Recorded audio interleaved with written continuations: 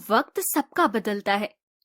एक बार की बात है, एक गांव में लीलावती नाम की एक औरत अपने पति श्याम प्रसाद और बेटे पवन के साथ रहती थी। उसी के पड़ोस में उसका देवर राम प्रसाद भी अपने बेटे राजीव के साथ रहा करता था। उनका घर पहले एक ही था, पर बंटवारे के बाद बीच में दीवार होने से वो एक दूसरे के पड़ोसी बन गए थे। मैं डाक खाने जा रहा हूँ, लाओ फटाफट नाश्ता दे दो। हाँ जी, ये लीजिए। अरे पवन, तुम भी तैयार हो ना? चलो, तुम्हें भी विद्यालय छोड़ता जाऊंगा।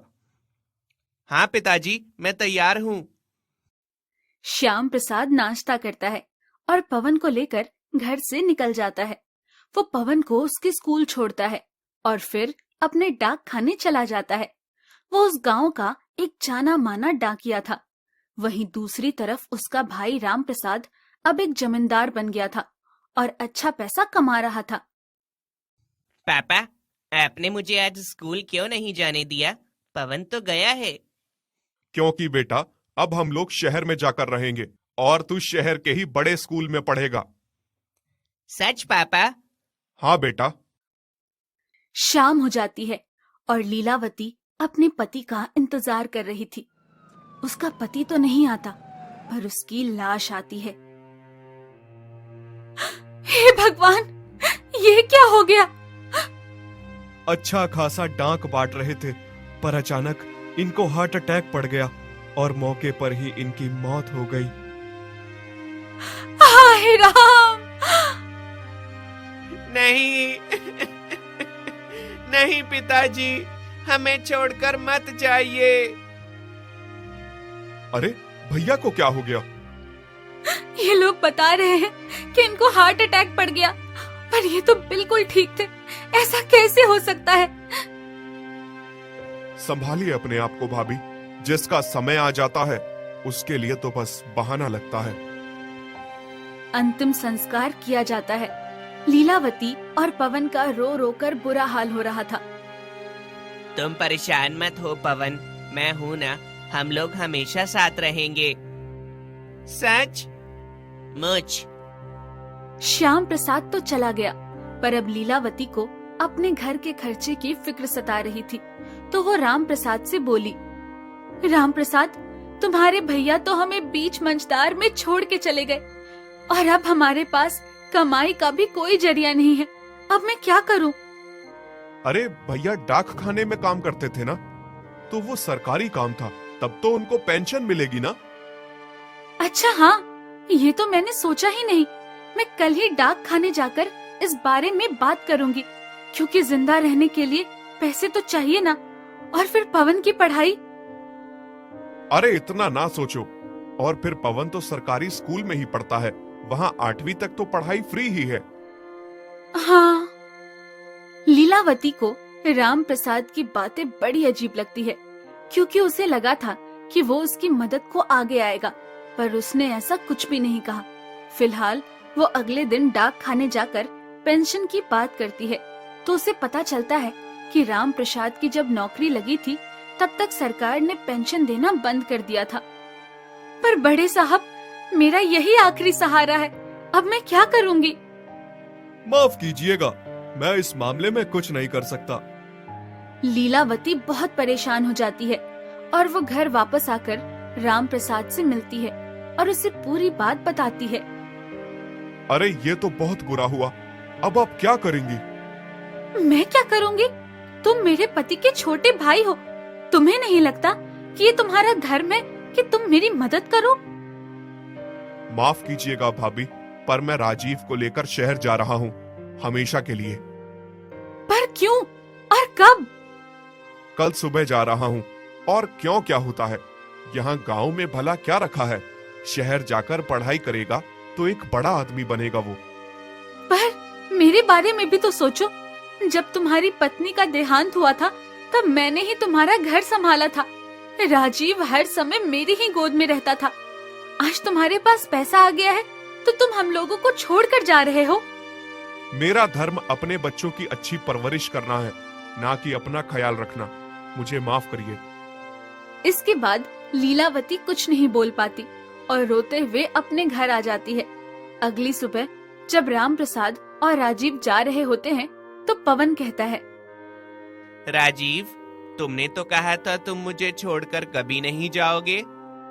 मुझे माफ कर देना मेरे भाई, मेरे पापा मुझे ले जा रहे हैं। राम प्रसाद और राजीव गांव से चले जाते हैं।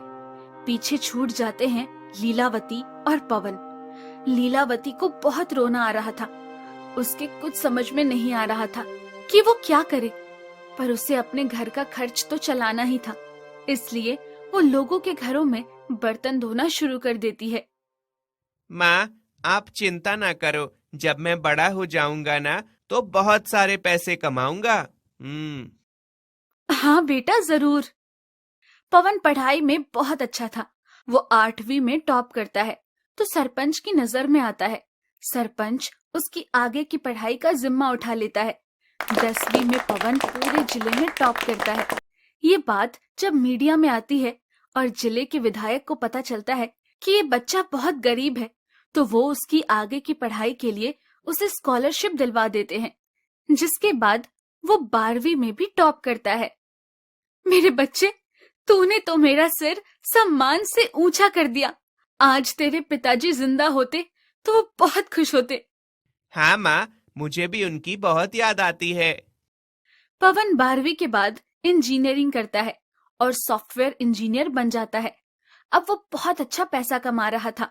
वो अपनी माँ को भी शहर में अपने पास बुला लेता है। फिर एक दिन, बेटा, आज तो तेरी छुट्टी है, तो मुझे मंदिर ले चलना। हाँ बिल्कुल चलो माँ, और वैसे भी हमारा ये जो वक्त बदला है, इसके लिए हमें भगवान को धन्यवाद तो करना ही चाहिए। ये कौन है? कहाँ? अरे, ये तो राजीव है और उसके बराबर में, हे भगवान, ये तो राम प्रसाद है। अरे चाचा, आप यहाँ इस हालत में? राजीव और राम प्रसाद वहाँ से भागने की कोशिश करते हैं, पर पवन उनको पकड़ लेता है। पवन के पकड़ते ही वो रोने लगते हैं और कहते हैं, हमें जाने दो पवन, हमें शर्मिंदा मत करो। मैं आप दोनों को शर्मिंदा नहीं कर रहा हूँ। मैं तुम्हारा भाई हूँ राजीव, मुझे बताओ क्या हुआ है। राजीव कुछ नहीं बोल पाता और बुरी तरह से रोने लगता है। तब पवन उन दोनों को अपने घर ले जाता है, जहाँ वो लोग बताते हैं, पापा मुझे यहाँ लेकर आए थे कि मैं अच्छी पढ़ाई हासिल करूँगा, बड़ा आदमी बनूंगा और हम लोग यहाँ चैन की जिंदगी जिएंगे, लेकिन हुआ उसका ठीक उल्टा। हाँ बेटा, मैंने जो भी काम किया वो कोई भी काम नहीं चला। राजीव का एक अच्छे स्कूल में नाम लिखवाया था, पर वो भी कुछ नहीं कर पाया, फेल होता चला गया। और फिर पैसे की तंगी के चलते इसका स्कूल से नाम भी कट गया। गांव की जमीन भी बेच दी, हर तरीके का जुआ खेल लिया। लेकिन मैं जाने कौन सी 7.5 लेकर गांव से निकला था कि कामयाब ही नहीं हो पाया। कुछ भी नहीं बचा तो अंत में भीख मांगने की नौबत आ गई। अरे, तो तुम लोग वापस गांव क्यों नहीं आए? कौन सा मुंह लेकर आते वापस? आपके साथ जो किया उसके बाद आपसे मदद मांगते। कोई बात नहीं, आखिर हमारा कुछ तो रिश्ता है, उस रिश्ते के नाते ही आ जाते।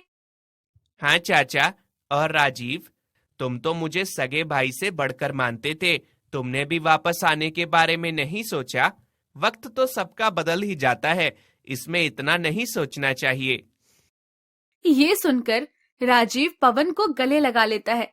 उस दिन के बाद से वो दोनों पवन के साथ ही रहते हैं और पवन उनकी एक नया व्यापार करने में मदद करता है, जिससे वो लोग फिर से समृद्ध हो जाते हैं। दोस्तों, आ ही गए हो तो चैनल को सब्सक्राइब कर देना और वीडियो अच्छी लगे तो लाइक और शेयर भी कर देना और बेल आइकन जरूर दबा देना ताकि आपको नए वीडियोस की नोटिफिकेशंस मिलती रहे।